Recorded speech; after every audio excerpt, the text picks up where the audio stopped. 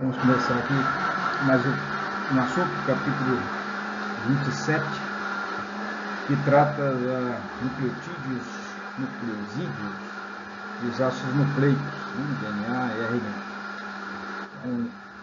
De todas as biomoléculas já vistas, esse é mais um exemplo de estrutura do tipo polimérica. As primeiras estruturas do tipo polimérica eram as proteínas, que são polímeros de aminoácidos, sendo que existem 20 aminoácidos naturais diferentes normalmente, compondo essas proteínas. Então são estruturas que uma unidade de aminoácidos se liga com outra, formando longas cadeias chamadas de polipeptídeo. Os açúcares, os sacarídeos, os carboidratos, eles também são estruturas do tipo poliméricas, em que as unidades de repetição são as oses. Temos aí estruturas piranosídicas, furanosídicas, são polímeros de glicose, às vezes tem aí uma frutose, uma galactose, uma frutose, enfim, são polímeros de unidades de açúcar. Pode ser uma hexose normalmente ou uma pentose. No caso aqui, a última classe de compostos do tipo poliméricos e biologicamente ativos, biosintéticos, são compostos naturais, são a classe dos ácidos nucleicos, que são responsáveis pelo armazenamento da informação genética, armazenamento e transmissão, assim como da sua expressão também dentro do organismo, através do processo que todos conhecem aí de tradução, de replicação, de expressão gênica.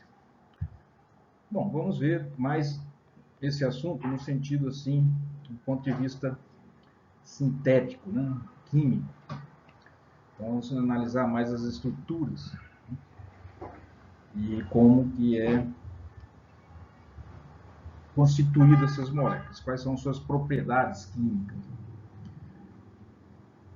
Aqui temos um catalisador de RNA, ele também atua como catalisador, o RNA, portanto ele também atua como se fosse uma enzima.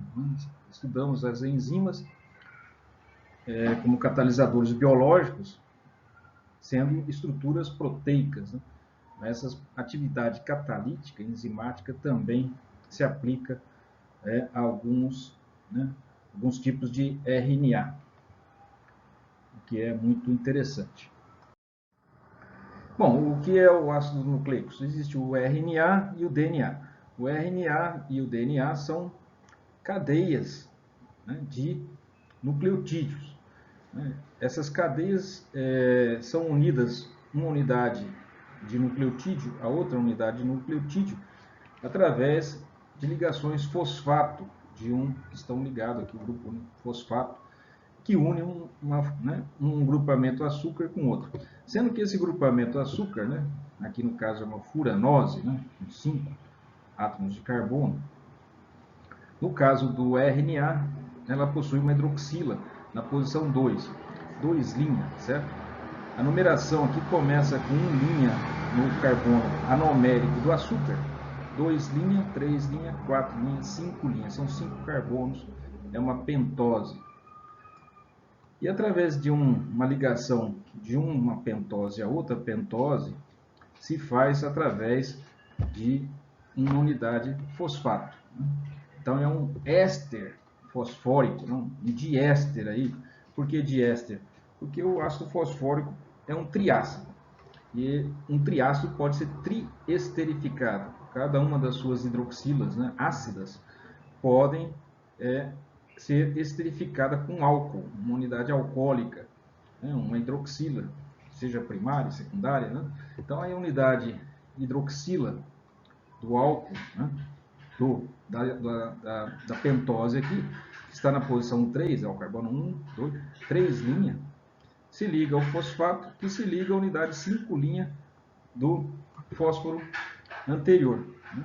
Da unidade açúcar anterior, da pentose anterior. Então aqui temos uma unidade pentose, carbono, esse é o carbono anomérico, nesse carbono anomérico é que está ligado à base. A base é um composto heterocíclico, normalmente sempre possui nitrogênios, e por isso compostos que contêm nitrogênio têm caráter básico. Então são bases, né? Um heterocíclico, né? Básico, por conter muitos nitrogênios. A estrutura da base, a gente vai ver logo na seguida, se une ao açúcar, né? A pentose, através de uma junção, uma ligação aqui com o carbono anomérico, que é o carbono número 1, que é através de uma ligação beta-glicosídica. Sabemos que as ligações beta são mais difíceis de romper, né? As alfas são mais fáceis de romper. A celulose são uma unidade de glicose ligada a outra unidade de glicose através de ligações beta, né? Formando um polímero. No caso, ligações alfa acontecem no amido e no glicogênio, então são mais fáceis de ligar. E como se identifica uma ligação beta? Ela está na mesma direção aqui, quando desenhado nessa disposição espacial aqui. A ligação, seja a ligação do carbono anomérico aqui, que é o carbono 1, né, 2, e o carbono 4 estão para o mesmo lado, tá vendo? Essa ligação em formato de cunha sólida, né, está voltada para a nossa direção, assim como a ligação do carbono anomérico à base também está voltada para a nossa direção. Então isso, né, quando é ligação glicosídica beta, quer dizer que a disposição espacial dessa ligação glicosídica está voltada para a nossa direção, assim como está o carbono 4, tá? O 4 e o 1 estão voltados para a nossa direção. Quando essa ligação beta, né, essa ligação aqui com o carbono anomérico está para trás, né, está pontilhada, significa a ligação alfa. Quando ela está sólida, no caso não está representada, mas ela está voltada para a nossa direção, ela é do tipo beta, né? Então é uma ligação beta-glicosídica aqui que liga o carbono anomérico, que é o carbono número 1, a uma base, né? Uma base que é um composto heterocíclico, nitrogenado. O açúcar aqui, essa ribose, né? Ela tem uma hidroxila no carbono 2, uma hidroxila aqui, ó, 2 linhas, né? Toda a numeração da ribose aqui começa com 1 linha, 2 linha, 3 linha, 4 linha, 5 linha. Então, 2 linhas tem uma hidroxila, enquanto que no DNA não existe o grupo hidroxi. Por isso se chama desoxirribose, né? Desoxi é que não tem, né? Está desohidroxilada. Então se chama desoxirribose. Não tem dehidroxi-DNA.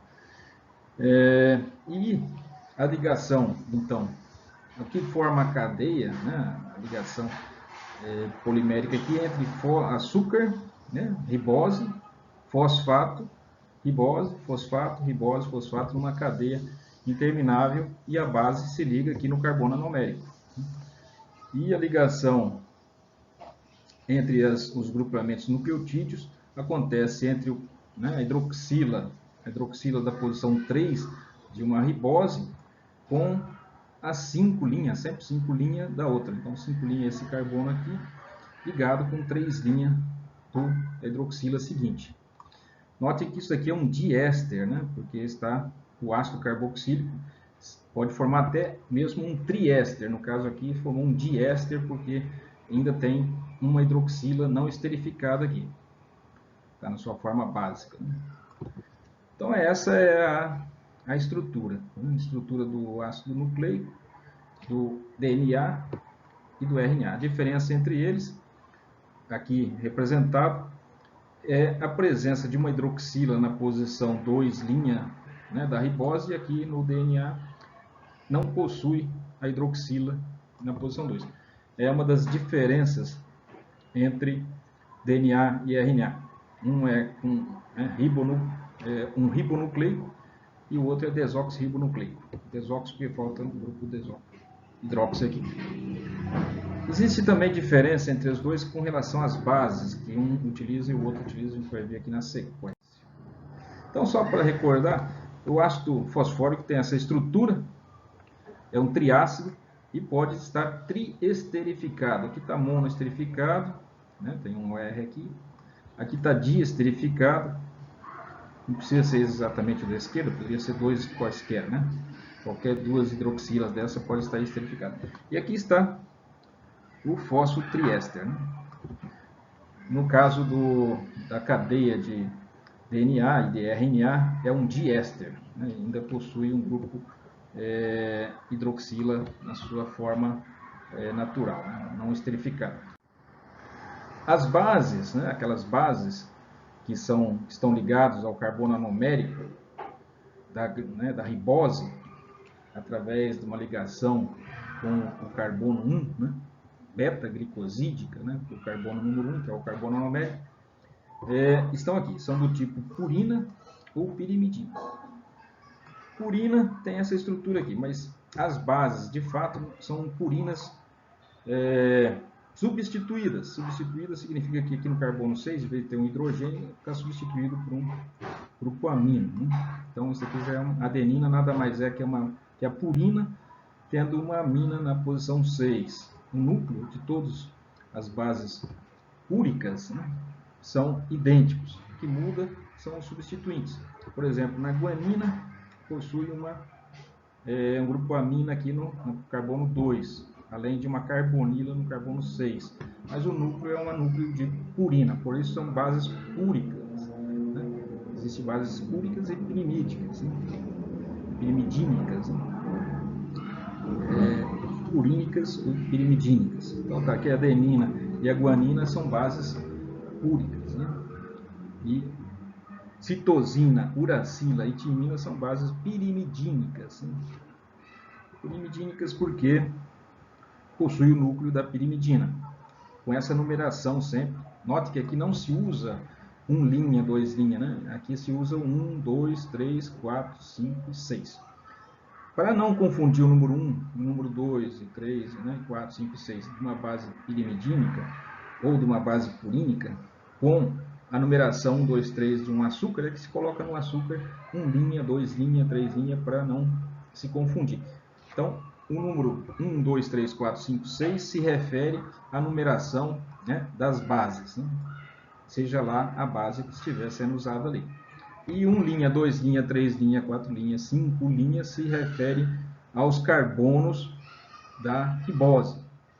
Então, quando está falando 1 linha, se fala do carbono anomérico, né, da ribose. Quando fala 3, se trata a posição 3 do anel de uma pirimidina ou carbono 3 de uma anel de uma purina, certo?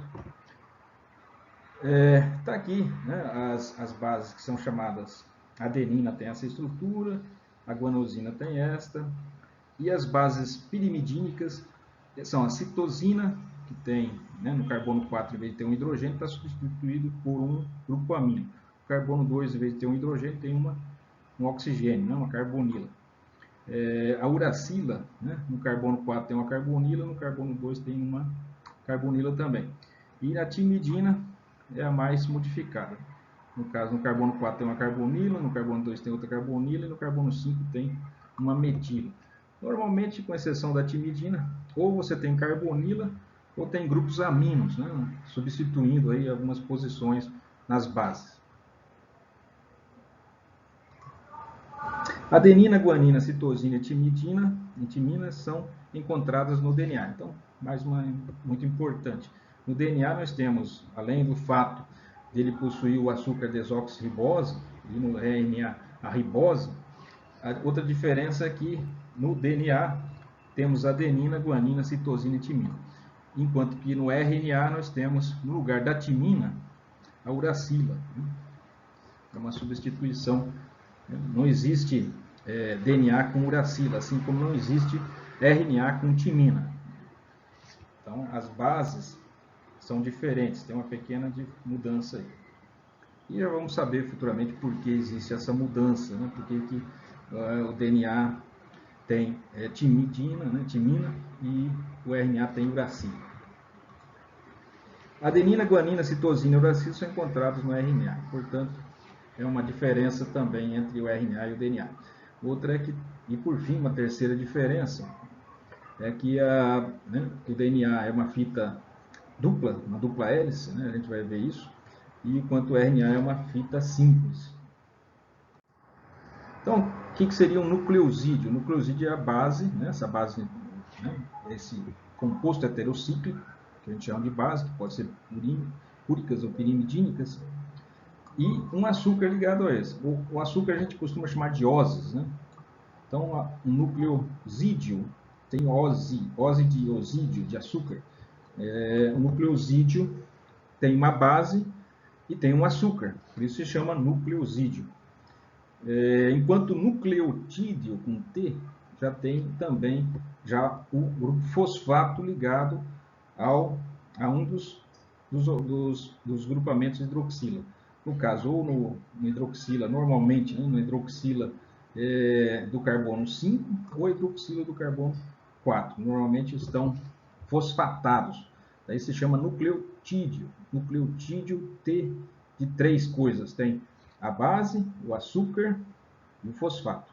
Quando só tem a base e o açúcar, é nucleosídeo. Quando tem base, açúcar e fosfato, 3 coisas. Nucleotídeo, T de 3, para memorizar. Então, a adenosina está aqui, tem, né, a base é a adenina, ligado a uma desóxido, no caso aqui é uma ribose, então isso aqui é uma base que está no RNA. Se tiver sem a hidroxila na posição 2 linhas, será uma desoxirribose, né? Desoxiadenosina, portanto, porque tem adenina aqui, né? E tem uma desoxirribose aqui. Então, adenina, que é a base, com desoxirribose, é uma base que pertence ao DNA, né? Não ao RNA. E esse daqui, a base, adenina, ligado à ribose, né? Com a hidroxila, a ribose, não é desoxirribose, é ribose.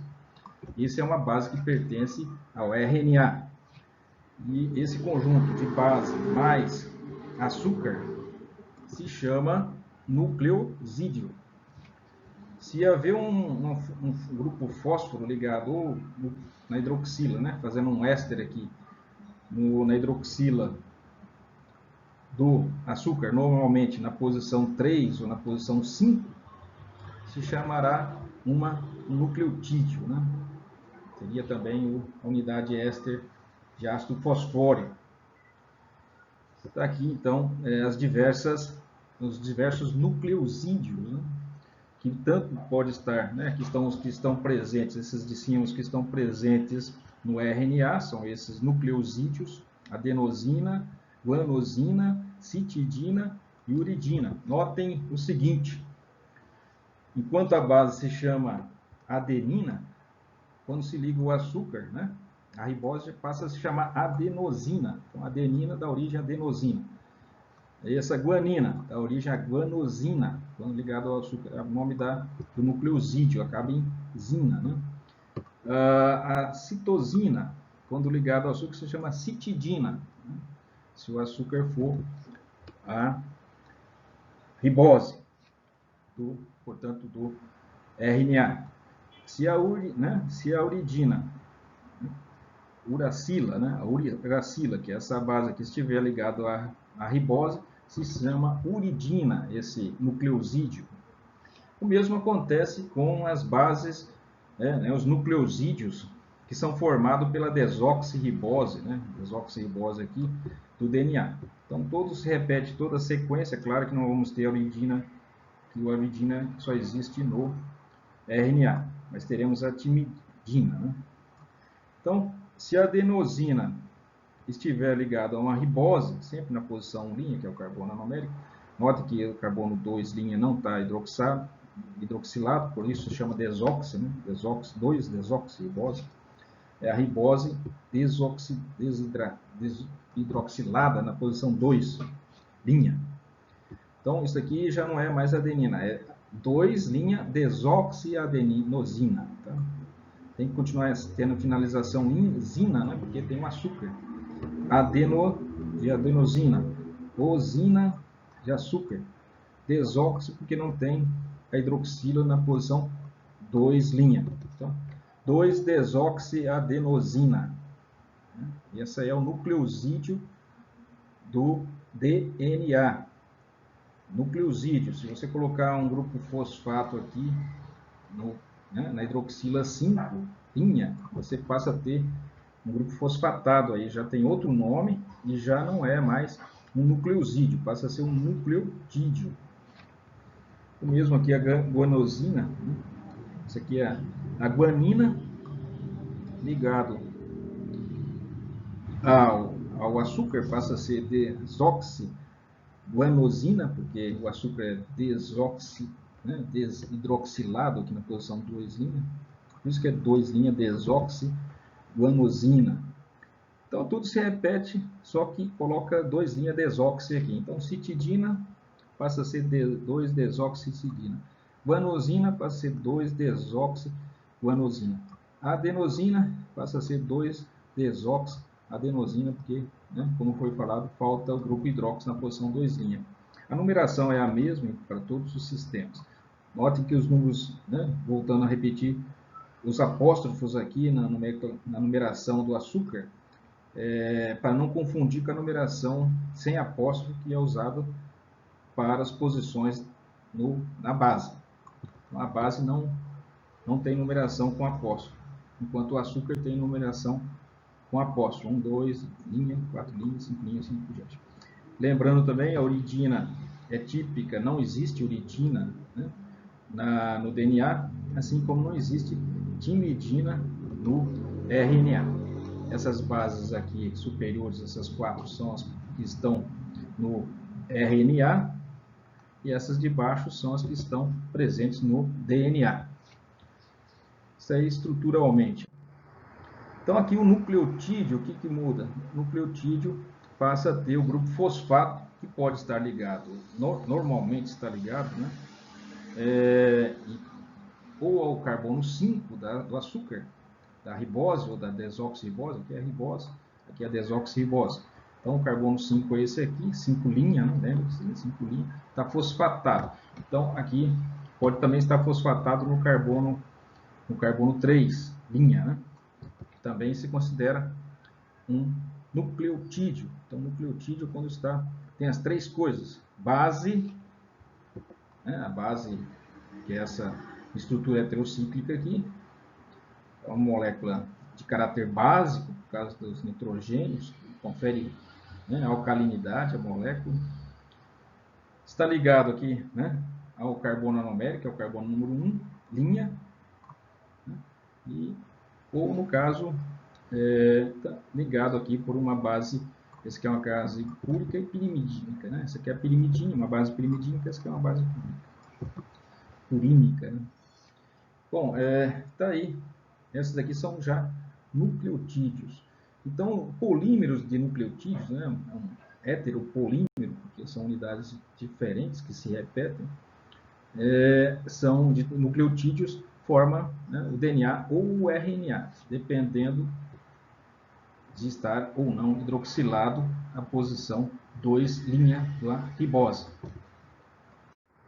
Bom, aqui um resumo, então a base é a adenina, quando ligado ao açúcar passa a se chamar adenosina, se for um RNA. Se for um DNA, a desoxirribose, daí é 2' desoxiadenosina.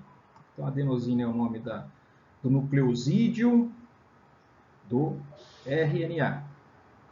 E 2' desoxiadenosina, 2' desoxiadenosina, 2' desoxicitidina e timidina, elas são nucleosídeos do DNA. Não precisa dizer desoxi, timidina, porque não existe, a timidina só existe uma, então não precisa se referir a ela com esse termo. E a uridina também, ela sempre só tem uma unidade não precisa diferenciar a unidade que está no DNA da unidade que está no RNA, porque só existe, a uridina sempre vai existir no RNA e a timidina sempre no DNA. Por isso não se necessita escrever desoxi para fazer essa distinção. Os ribonucleotídeos, então, isso aqui é nucleosídeos, ainda falta o fosfato. Se adiciona o fosfato, ele vai na posição 5'. Então, adenosina 5' fosfato seria o nucleosídeo da adenosina, que tem o açúcar, né, a ribose, ligado, né, tendo ligado ao carbono 5' dessa adenosina, o fosfato. O mesmo acontece com a guanosina, tendo fosfato na ligação 5', ou a citidina ligada 5' fosfato. São os ribonucleotídeos, porque são formados por unidade de ribose. Se for unido pela desoxirribose, você pega o nucleosídeo da desoxirribose, se liga com o fosfato, 5' fosfato, 5' fosfato, 5' fosfato.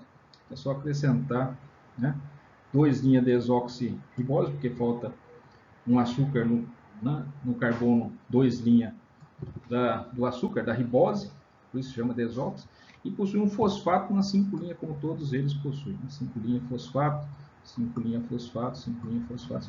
Só que, né, os ácidos DNA, desoxirribonucleico, possuem a desoxirribose, e a desidroxilação acontece na posição 2'. Então, 2' desoxi, sempre 2' desoxi, quando se trata do DNA. Está aqui os nucleotídeos, diferentes formas de nucleotídeos. Então, os nucleotídeos normalmente são fosfatado, monofosfatado, mas eles também podem ter uma unidade de fosfato ou uma unidade de trifosfato.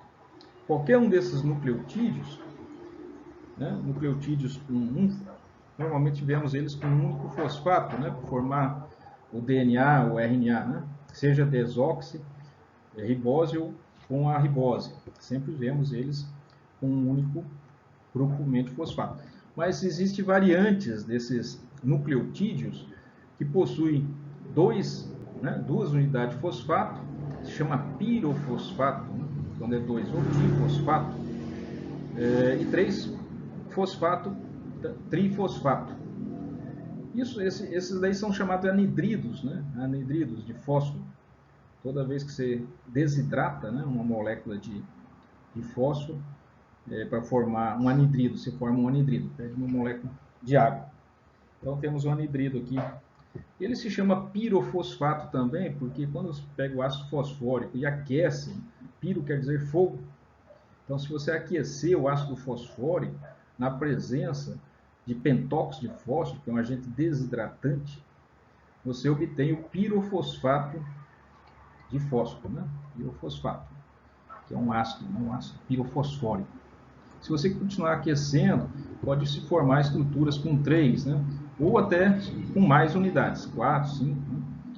Essa é uma propriedade que tem, né, o ácido fosfórico. Quando perde, se desidrata com o calor, por isso é piros, se forma o pirofosfato ou trifosfato e assim por diante. E essa capacidade do ácido fosfórico formar seus estruturas, né, seus anidros, né, suas formas anidras, é que existe aí a possibilidade de haver todas essas variantes. Então, a adenosina, porque tem a adenina aqui ligado com o grupo açúcar, né, a ribose e um fosfato. Por isso chama adenosina 5 monofosfato, porque só tem 5' do açúcar aqui, carbono 5', tem um monofosfato, chama AMP. Se tiver 2, né, um grupo pirofosfato, ADP. Se tiver 3, ATP. Isso também pode acontecer tendo como açúcar a desoxirribose. São todos nucleotídeos, né? Nucleotídeos. Nucleotídeo monofosfatado, difosfatado e trifosfatado. Eles, principalmente o ATP, é uma unidade muito importante na transferência, né, de energia. O ATP é a moeda de câmbio energético na célula, de mudança, né, de transferência de energia na célula. O ATP, qual é o segredo do ATP? O ATP permite, né, você transferir energia química, né, de uma substância para outra, promovendo reações químicas que são do tipo endotérmicas em reações exotérmicas. Ou seja, certas reações bioquímicas para acontecer no organismo, em condições normais, necessitaria de energia, aquecimento. São reações endotérmicas ou endergônicas que necessitam de energia para acontecer, certo? Mas você não pode, né, dentro das condições normais, né, do organismo, aquecer ou submeter a altas pressões, altas temperaturas para que uma reação ocorra. Então, o que faz o ATP? Ao se ligar um grupo, né, trifosfato ou difosfato aí, a uma molécula, você está colocando energia na molécula. E a ligação, que antes era difícil de ser rompida, era uma reação endotérmica, passa a ser uma reação exotérmica, que acontece nas condições normais, né, fisiológicas, né, temperatura de 36 graus, 36,5 graus, e pressão atmosférica normal. Então, são reações que, sem a interferência, a transferência da energia química do ATP para certas moléculas, as reações não ocorreriam. Elas passam a ocorrer com a presença do ATP, porque ele transfere energia química para as moléculas. Vamos ver como isso acontece em maior detalhe. É uma reação, né, por exemplo, da glicose, a D-glicose, e você pegar o fosfato de hidrogênio, que é o ácido fosfórico normal, se pegar simplesmente ácido fosfórico e glicose e tentar fosfatar a glicose desse jeito, é uma reação que necessita de energia. Precisa de 13,8 kJ por mol para fazer essa reação acontecer. Então você teria que aquecer, né, fazer algum processo aí para fornecer energia para que essa reação ocorra de forma normal. A partir do momento que você coloca ATP, o ATP para ser hidrolisado, o ATP para ser convertido em ADP, né, por hidrólise, cada vez que você rompe uma molécula de ATP, hidrolisa uma molécula, são liberados 7,3 quilocalorias por mol, ou 30,5 kJ por mol. Se as duas reações acontecerem simultaneamente, do ponto de vista termodinâmico, as duas coisas acontecerem juntas, você neutraliza a água que está nos produtos da primeira reação com a água que está no reagente da segunda reação. Né? Os reagentes, o fosfato de hidrogênio que está no reagente da primeira reação com o fosfato de hidrogênio que está na segunda reação. Soma as duas reações e você tem apenas glicose com ATP para dar D-glicose com ADP. E você soma as energias das duas reações, se nota que agora a reação que antes necessitava de 13,8 kJ por mol para ocorrer, agora ela libera, né? Ela é espontânea, porque ela é do tipo exotérmica, tem energia sobrando. A reação acontece e ainda sobra 16,7 kJ por mol de energia. Como essas duas reações são feitas acopladas, né? Reações acopladas, elas acontecem ao mesmo tempo dentro do sítio ativo, então não precisa fazer uma para depois fazer a outra, elas acontecem, aliás, de maneira acoplada, ou seja, não chega a haver uma hidrólise, né, do ATP, né, porque na verdade o grupo fosfato não é hidrolisado pela água, o grupo fosfato é transferido diretamente para a glicose. Não seria uma hidrólise do ATP, não é uma ruptura do ATP causada pela... Seria uma glicólise do ATP, né, por assim dizer. A própria glicose vai receber, vai romper o ATP recebendo o grupo fosfato. E o ATP vai perder um dos seus grupos fosfatos por transferência para a glicose e vai se transformar em ADP. Então isso aqui é para mostrar energeticamente como que é uma reação que de outra maneira seria endotérmica, passa a ser do tipo exotérmica. Então, favorável. Uma reação que era desfavorável, porque necessitava colocar energia para acontecer, ela passa a acontecer de forma espontânea. Mas em termos mecanísticos, né, de como acontece a transferência de um fosfato, né, para a glicose. Está aqui a glicose, ela tem vários grupamentos hidroxilas, mas note que só tem uma hidroxila alcoólica primária, que é essa aqui. Os álcools primários são mais fáceis de reagir, né, por impedimento espacial e por reatividade pura e simples, do que álcools secundários e terciários. Então, essa hidroxila aqui vai atuar como um nucleófilo, ou seja, um oxigênio tem pares de elétrons não compartilhados que podem ser transferidos, né? E o fósforo, ele é um eletrófilo. Por quê? Porque ele está ligado a tantos oxigênios, a 4 oxigênios. E esses oxigênios atraem os elétrons do fósforo. Então, o fósforo está num elevado estado de oxidação aí. Ele está com um estado de oxidação mais 5. Então, ele está muito oxidado. Ao estar muito oxidado, ele está muito carente de elétrons. Por isso que ele é eletrofílico. Ademais, para aumentar a eletrofilia do fósforo, normalmente essas reações requerem magnésio. Um cátion de magnésio aqui ligado com o oxigênio, né, é como se tivesse uma carga positiva aqui, neutralizando as cargas negativas do oxigênio, o que aumenta ainda mais a eletrofilia do fósforo, porque em vez da carga negativa ser parcialmente entregue ao fósforo, vai ser atraída pelo magnésio, pelo cátion magnésio que estaria aqui coordenado com esses oxigênios. Então, o magnésio muitas vezes está presente durante essas reações, que é uma reação SN, né? Substituição nucleofílica de segunda ordem. Um par de elétrons do oxigênio ataca o fósforo, né? O par de elétrons aqui quebra-se a ligação anidrido, que é uma ligação relativamente fácil de quebrar, e você obtém aqui a glicose fosforilada, enquanto se libera o adenosina difosfato, que é um nucleotídeo, né? Nucleotídeo de adenosina.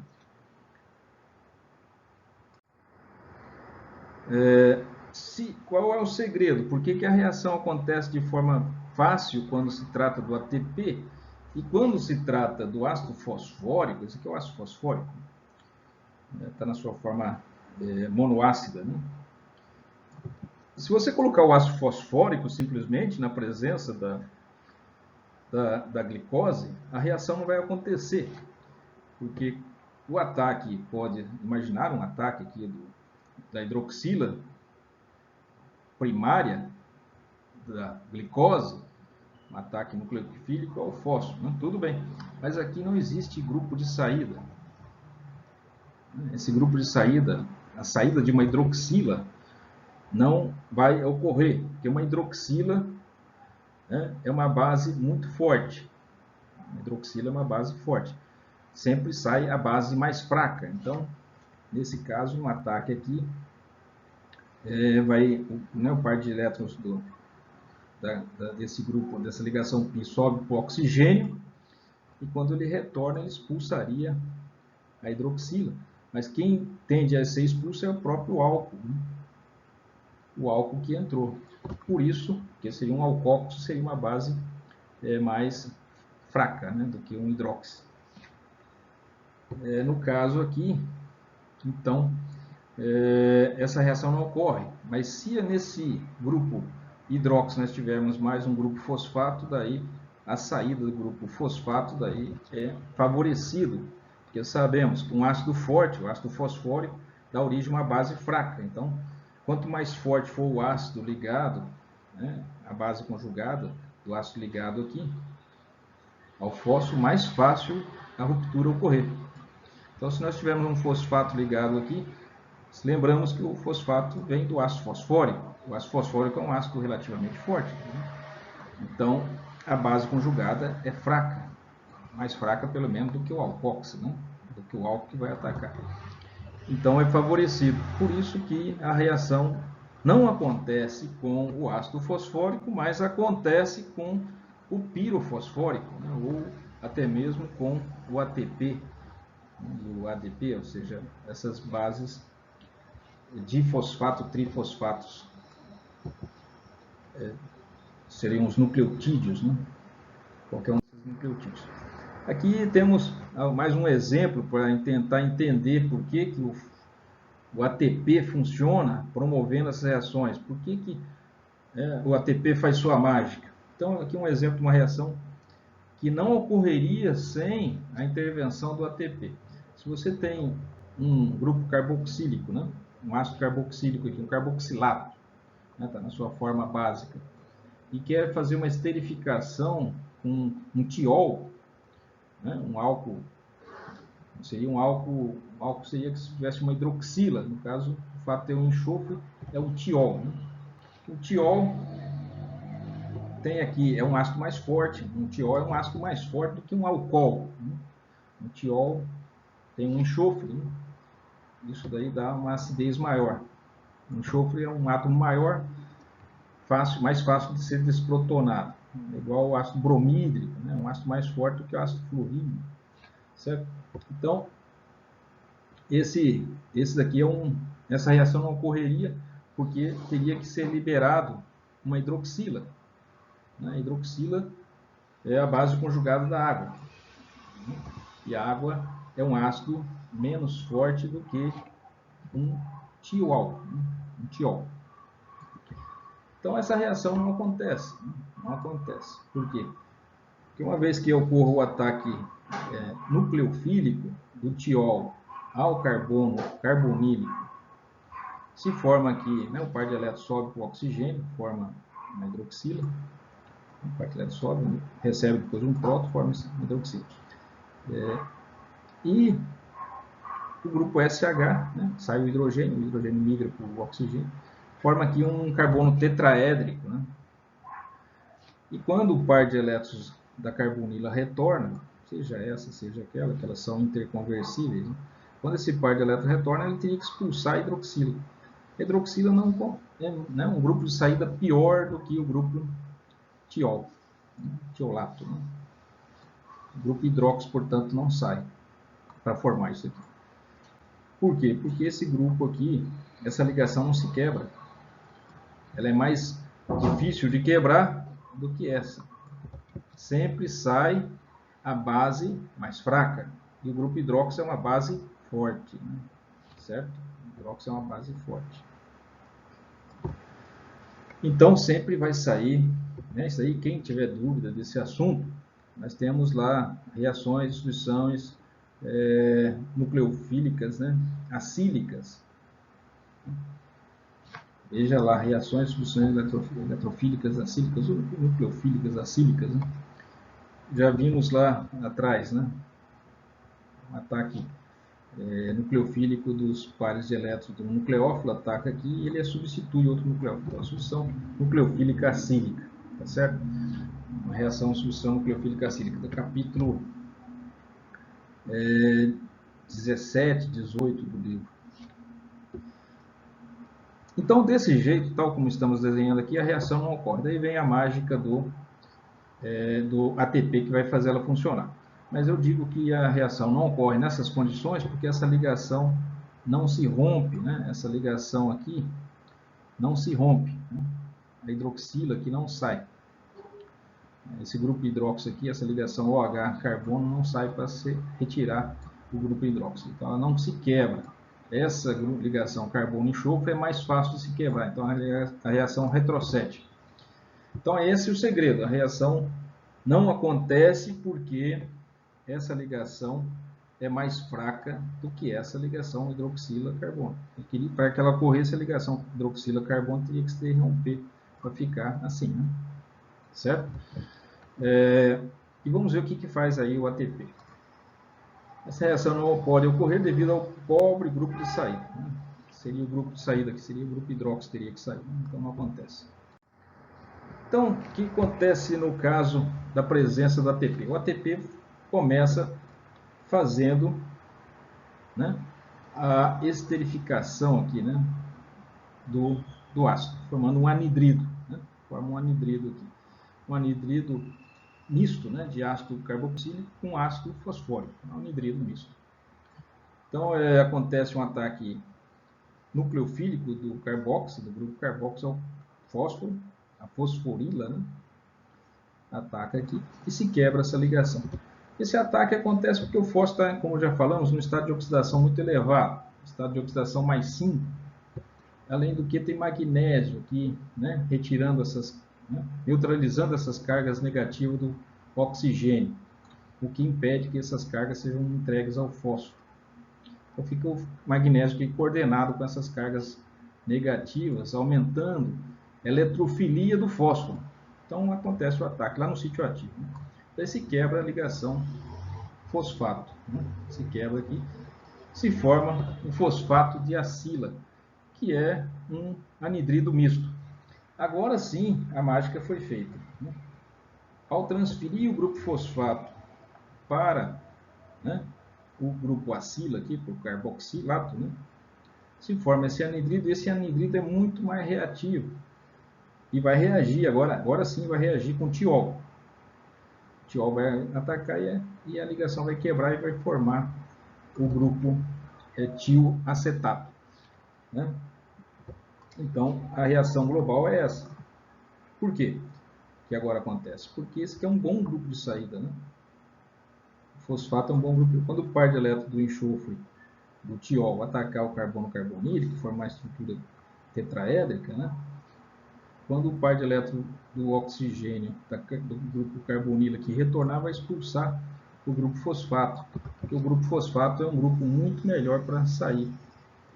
Então foi essa a mágica, né? O que fez o grupo, o ATP, tornou essa ligação que antes não podia ser rompida, agora ela pode ser rompida. Então, de onde veio a energia? Tudo é questão de quando se diz que não se pode, ou se pode, é que se necessita de muita energia para acontecer essa ruptura em condições normais. Mas agora, em condições de fosforilação, esse grupo pode ser, essa ligação pode ser rompida. De onde que veio essa energia necessária que faltava? Né? Veio do ATP. Certo? O ATP, ao incluir um grupo fosfato aqui, tornou a ligação mais débil, né? Mais lábil, mais fácil de romper. Existem três formas de o grupo do ATP ativar uma ligação. Do jeito que vimos, transferindo um grupamento fosfato, mas se o grupo carboxo aqui, nesse exemplo, né, que isso aí pode acontecer, transferência do grupo fosforila pode ser transferido para qualquer outro nucleófilo. O nucleófilo que está sendo mostrado no exemplo aqui é o grupo carboxilato, né? Ele que é o nosso nucleófilo, mas poderia ser outros exemplos aí de nucleófilos orgânicos, né, certo? Então, aqui é o nosso nucleófilo, um grupo carboxi, né, orgânico, né, que está a reação bioquímica. Então, um par de elétrons aqui do oxigênio pode atacar o grupo fósforo, né, fosfato gama, ou o grupo fosfato beta, ou o grupo fosfato alfa. Esse aqui é o alfa, o beta e o gama. E aqui está a adenosina, né? Isso aqui é um nucleotídeo, né? Trifosfatado, né? Certo? Então pode atacar, né, o nosso nucleófilo, que é o carboxilato, pode atacar o fosfato, né? Gama, beta ou alfa. Então, no caso, já vimos quando acontece o ataque no gama. Se acontecer um ataque aqui no beta, vai se romper essa ligação aqui, certo? E daí vai se formar o difosfato, né, de acila, né? O pirofosfato de acila, né? Pirofosfato, difosfato, esse grupo aqui em branco é acila. Está ativado, né? Está ativado. Agora está melhor do que antes, né? A reação vai acontecer, vai ser favorável aqui. Esse carbono agora, essa ligação antes não podia ser rompida no formato de um carboxilato, aqui ela pode ser rompida facilmente. Foi ativado, né? É uma acila ativada. Então a reação ocorre com facilidade. Essa ligação se tornou fragilizada. da mesma maneira, certo? Claro, agora a unidade que se separou é o monofosfato de adenosina, AMP, adenosina monofosfato. E agora também a reação pode ocorrer, né? Da mesma maneira. Só que o par de elétrons do enxofre ataca o carbono carbonílico da acila e essa ligação se desfaz quando a carbonila for restituída. Então sai o grupo pirofosfato. Agora o grupo de saída é o pirofosfato, que é até mais forte, é um melhor grupo de saída, inclusive, do que o grupo fosfato, né? O pirofosfato tem mais facilidade de sair ainda. Só que tem um detalhe adicional. Como essas reações são catalisadas, existe o risco dela retroceder, certo? E aí existe um segredo, que o grupo pirofosfato costuma ser hidrolisado com facilidade. No meio orgânico, uma vez que ele tenha se desprendido do sítio ativo, esse pirofosfato se decompõe em 2 unidades de fosfato. Ele se hidrolisa. Se ele se hidrolisa, ele já não pode, a reação não tem como voltar para trás, porque o produto, né, foi decomposto. Ao ser decomposto a reação, ele se decompõe espontaneamente, não é a enzima que está atuando, ele se decompõe. Sair lá do sítio ativo, o grupo pirofosfato, ele se decompõe. Estando decomposto, ele já não está mais presente, né, para voltar ao sítio ativo e retroceder a reação. Então, isso é para algumas enzimas, em algumas situações, que são para desfavorecer o retrocesso na reação, se usa o ataque, né, conforme a enzima ela vai atacar em beta, para que esse tipo de mecanismo seja favorecido. A reação global está aqui, né? O grupo carboxilato, o tiol, o ATP forma, né, o acil, né, o tioacetato, o AMP, adenosina monofosfato, e o pirofosfato que se decompõe, como eu falei. E finalmente o ataque, né, pode acontecer na fosforila, né, alfa, essa é alfa, beta, gama, na fosforila alfa. Se acontecer aqui, a ligação que vai quebrar não é essa ligação fósforo-oxigênio da adenosina, vai quebrar, sempre se quebra as ligações anidrido, né, as ligações anidridos que se rompem, então vai quebrar aqui. Porque esse aqui é um bom grupo de saída, entende? Esse daqui, o grupo pirofosfato, é um bom grupo de saída aqui também. Então, esse par de elétron ataca aqui o fósforo, né? A ligação π sobe para o oxigênio, quando a ligação π retornar para o fósforo, quebra aqui. E sai o melhor grupo de saída, que é o grupo pirofosfato. Saiu o pirofosfato. Como eu falei, quando sai o grupo pirofosfato, é o grupo de saída, em qualquer reação enzimática, ele se decompõe na sequência, né? No meio fisiológico ele se decompõe. Ao se decompor, ele evita que a reação possa retroceder, porque a enzima já não tem um pirofosfato para devolver no sítio ativo e fazer a reação voltar para trás. Né, sabemos que a enzima favorece a reação nas 2 direções, mas se de um lado só tiver produto e do outro lado, né, os reagentes forem eliminados, eles não estão presentes para voltar no sítio ativo e fazer a reação retroceder.